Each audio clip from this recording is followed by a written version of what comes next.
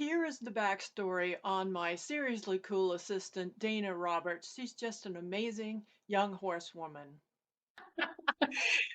Anyway, I want you to tell me about when you started riding because it sounds really cool.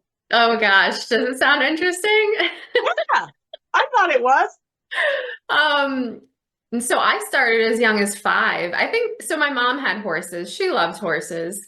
And I started as young as 5. I think my mom actually brought me when I was 4, but she brought me into the barn and I saw the horse. And you know how kids have that initial reaction of like, I don't know what that is. And I think I cried. And she was like, okay, you're not ready yet. Oh no. But she brought me back when I was 5 and I started riding. And, I got to thinking about when I started riding. And one of the cutest clips that she had sent me is like one of my very first lessons. I rode this cute, cute, cute little Appaloosa pony named Sherman. And she had Sherman the me like tank. riding around and riding around. And I think my instructor at the time was like, you're good. Like you can walk, like you're good. And I just like look over and I'm like, no, I want to get it perfect. So, if that can give you like an insight into my personality as a small child. What kind of riding was your mother doing? She did Western. Yeah. So we Okay. started there at Western. And so we both, I think she started me in lessons and then she decided to take lessons with me. So we kind of did that for a while. Like we would do our lessons once a week. And so that was really fun. And the barn that I rode at did Western and English. So I would always see like the other girls jumping and I'm like, oh, like as I get older, I'm like, that looks fun. So then we switched me over to English lessons so I could learn how to jump. Boy, I did my first horse show. I was young, maybe like 7 or 8, and they put me on this other Appaloosa. And remember his name was Cloud, and it was a huge class. It was just a little equitation class. I think it was just walk trot. But there was a ton of kids in there. And well, this horse did not like other horses really being around him. And I just remember him taking off at full speed. And I probably made it around the arena 5 laps at full speed before I just got so tired that I fell off the side of the horse. Oh no. And then they were like, "Oh, we'll put you back on Sherman if you want to go back in." But I was like, "I'm good." But I still kept taking lessons, and then learning how to jump, and that was really fun. So I think at about age 12, my mom took us to go look at some horses, and we just went to a farm. We found this little, I think he was 2-year old paint horse. And great, let's try him out. We brought him for a trial, and I think we just got lucky because he just let us do whatever. Like, he was a good boy. So I had a really good time just learning. I took lessons with him, and just like we learned together, which I know that's not how you're supposed to do it, but that's what we did.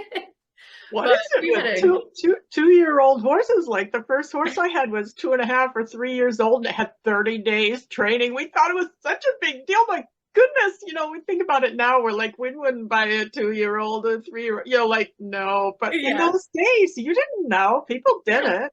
We're like, the horse is beautiful. I have blue eyes. Like, I'm a little girl. This is exactly what I want, right?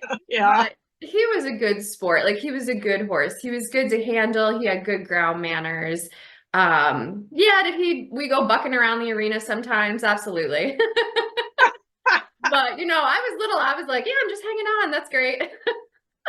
So after a while, you were jumping, really jumping, though. You were telling me about this, that Yeah. you were riding hunters after a while. Tell me about that phase of your riding. Yeah, so basically I outgrew him, right? He's a quarter horse, not really built for jumping. So I rode some other horses at the barn for jumping. And then finally, I saved up, got to high school, and they had another horse come in. And all right, he's in my budget. Another thing, like he doesn't have much training at all, but boy, oh boy, can this horse jump. So we guess he's a Arab thoroughbred. And so I buy him and just start training him. And boy, I had fun with him. He was a challenge to ride, but he would jump anything that you pointed him at, and we just had fun. So that's how I got into jumping. We did the jumpers, did a little bit of hunters, And then through that, I was showing, I rode a lot of ponies. There was a lot of Welsh ponies at my barn. So we started doing like the A circuit, and I would ride the young ponies at the A circuit. So I started doing that as well. And then I was like, great, I love horses so much. I'm going to go to college for it. So I went and got my bachelor's degree in equine Where was science. that? Where did you go to Yeah, college I for went up that? to SUNY Morrisville. Oh, good. Yeah. Okay. Yep. So Good. I was there, did the 4 years there, learned a lot about every, the nice thing is they touch base on every aspect of the horse world. All right. So even though I was into hunter jumpers, we still did the Western, we still did the draft, like they still did breeding. So you really got to touch base on almost like every part of the horse industry, which was really cool. So you could kind of see really like if there's one part you like, and go into that. So I ended up doing my last internship down in Wellington, Florida, because of course, if you're in the hunter jumper world, that's where you Yeah. want to be, right? Mhm. So I went down there for my internship to with a small barn for like riding and training and stuff. I actually didn't get the experience I was looking for. I wasn't getting enough knowledge about the riding and training part of it. So I actually changed internships right in the middle of it. Like I just said, right, I'm just not getting what I need out of this. Stopped, almost had a crisis because I was like, if I don't find another internship, I'm not, I'm not going to graduate. Lucky enough, though, I did meet somebody who was just like, well, what do you think about being a vet assistant? And I said, well, I'm intrigued, like I'll do it. So I did a ride along with a vet down there, and um, that was just amazing. He was like, all right, let's go to some of my clients' barns. And I was like, okay, these are the top of the top people we're working with right now. Like, what just happened to my life? But it was amazing. I got to see some really good horsemanship on that side of it. And it was just really interesting. So after that, I decided, okay, well, I'm going to become a registered vet tech. Let me do that. So I got into a little bit more of the small animal side of it, went back home, still rode with my trainer and was riding different horses and stuff like that. And then I think I spoke on behalf of having that terrible fall that I had.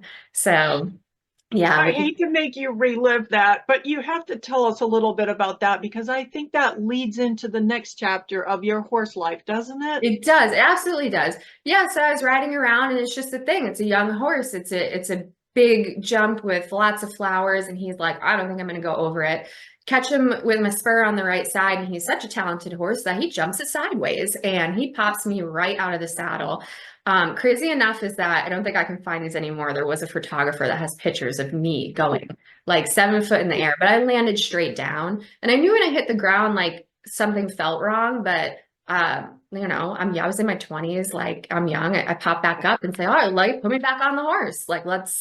let's go. But I get back on and go over one schooling jump, and I'm like, I have to get off, like whatever. Ashley had no idea I really hurt myself badly. I went to the chiropractor and they're like, you fell off a horse. I'm not, go get x-rays. So I go get my x-rays.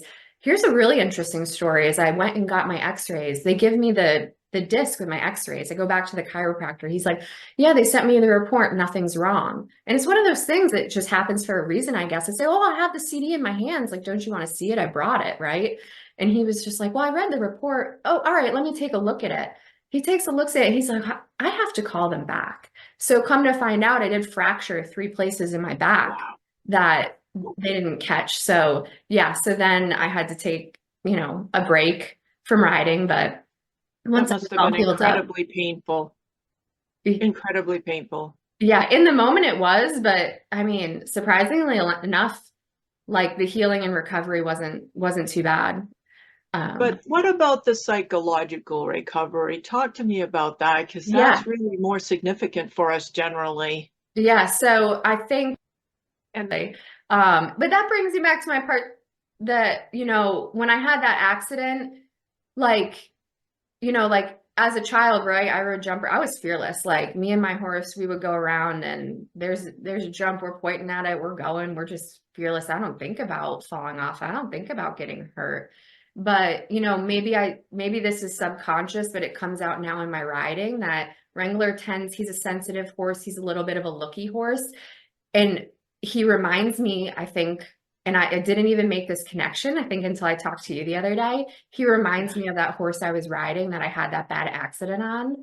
And so my riding has become really bracy. And Oh, so I get tight and I get worried. And then he's that horse that if I get worried, he gets worried. So now we've hit this little bubble of like, now I'm asking for more movements and more energy and to, have more impulsion. And then I'm almost getting bracy, like, yes, I know I'm asking you this, but that now I'm nervous. And so now like we have we have to work through that, right? And that probably comes from that trauma I had because I'm a little bit nervous now to really like let go. So, and many riders face that down after a fall or an injury.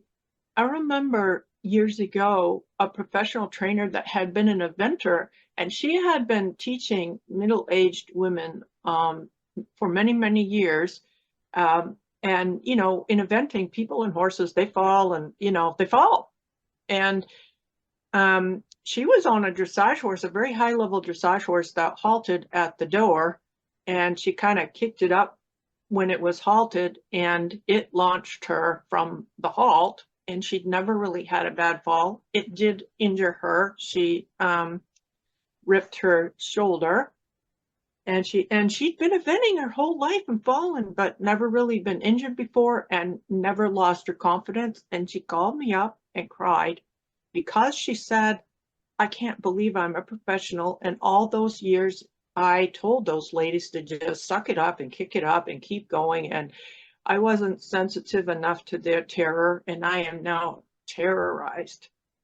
And she was, and she had lost her confidence. And I hadn't taught her for quite a long time because she'd really become an independent trainer for me. I had coached her years before, but she had become so good that, she had moved along and I'd moved away from her.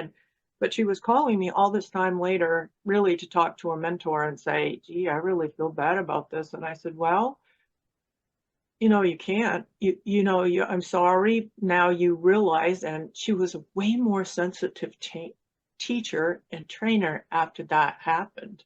It was amazing because she had never lost her confidence ever before.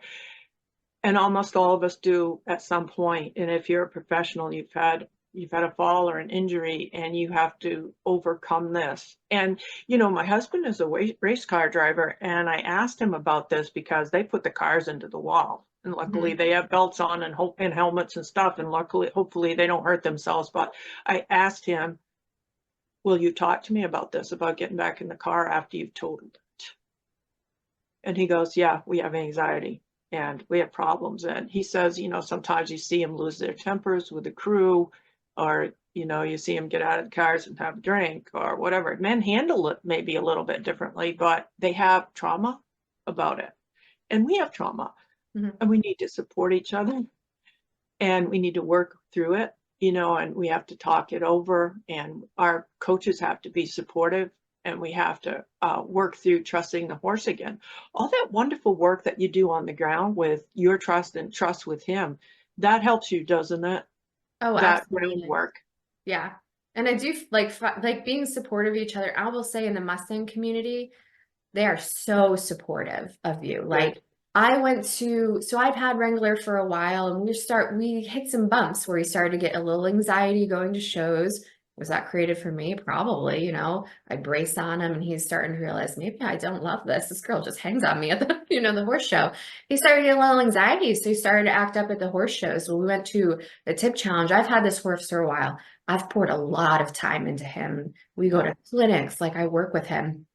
I go to the show and he's just acted, there's a big environment. They also have a 100 jumpers showing going on the same time as the Ooh. tip challenge. There's just a lot going on. He's acting up. I mean, I can't even walk him around the showgrounds without him like leaping, rearing, like all that stuff. Uh-huh. And I'm just like Yep. overwhelmed, you know?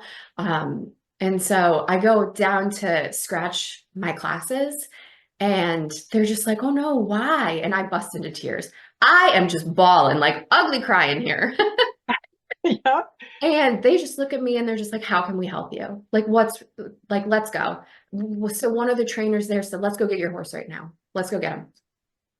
takes me down to the ring, works with me, gives me advice, and Oh, like, you're good, right? You're good. We got this. Like, I was able to show that weekend. We had wow. so much fun after that. Like, it was so helpful to know that even though here I am being an emotional mess, you're just here to help me. That's great. That's the kind of community that you want to be with. Those are the people that are so helpful, and wonderful horsemen are always just wonderful horsemen. And Mhm. they just reach out to everybody. Thanks for watching. Don't forget, subscribe, like, and share. Also, check out IdaNorrisDressage.com and Ida Norris Western Dressage on Facebook.